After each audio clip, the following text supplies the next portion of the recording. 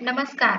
आजच्या व्हिडिओमध्ये मी तुम्हाला श्री रामनवमी व्रत कसे करावे, महत्त्व, फायदे याबद्दलची संपूर्ण माहिती सांगणार आहे. पण त्याआधी तुम्ही चॅनलवरती नवीन असाल तर चॅनलला लाईक करा आणि सबस्क्राईब देखील करा. कमेंटमध्ये श्री स्वामी समर्थ किंवा श्री राम, जय जय राम किंवा ओम श्री रामाय नमः लिहायला विसरू नका. रामनवमी हा चैत्र महिन्यातील शुद्ध नवमी हा दिवस म्हणजे प्रभू श्री रामचंद्राचा जन्मदिवस.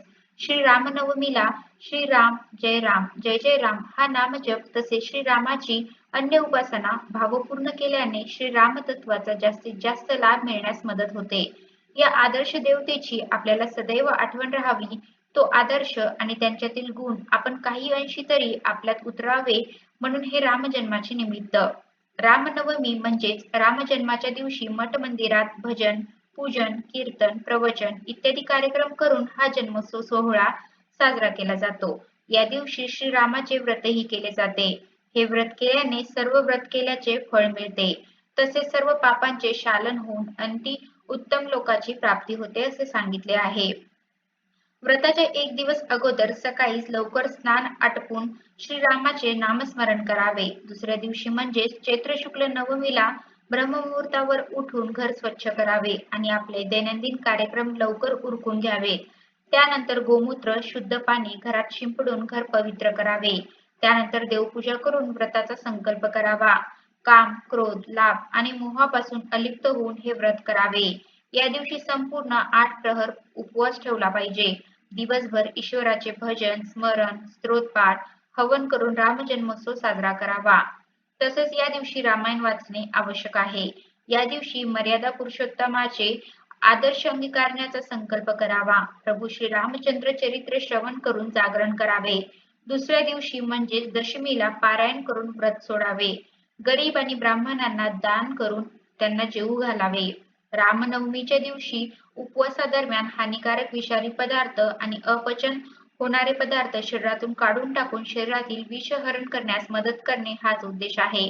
यामुळे शारीरिक स्वास्थ्य आणि आजारापासून दूर राहण्याचा महत्त्वाचा भाग आहे.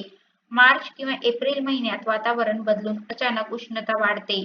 याचाच परिणाम आरोग्यावर होऊ नये म्हणून हे व्रत करण्यात येते. एक दिवस उपवास करणे म्हणजे पोटाला आराम देणे. आपण उपवास हा खरं तर वैज्ञानिक दृष्ट्या आणि भक्तिपूर्ण दृष्ट्या दोन्ही अर्थाने करायला हवा.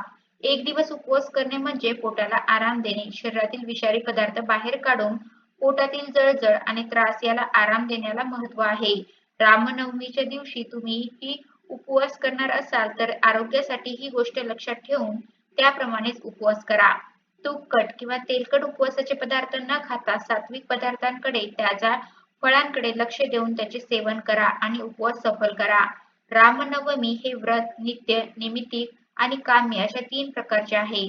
नित्य होण्याबरोबर याला निष्काम भावना ठेवून आयुष्यभर केले तर आयुष्य आनंदमय होते. एखाद्या निमित्ताने हे व्रत केल्यास त्याचे यथेच्छ फळ मिळते. विश्वासाने हे व्रत केल्यास महान फळ प्राप्त होते.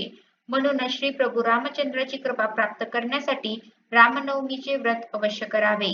तर अशा प्रकारे आजच्या व्हिडिओमध्ये मी तुम्हाला श्री रामनवमी व्रत कसे करावे, महत्त्व याबद्दलची संपूर्ण माहिती सांगण्याचा प्रयत्न केला आहे.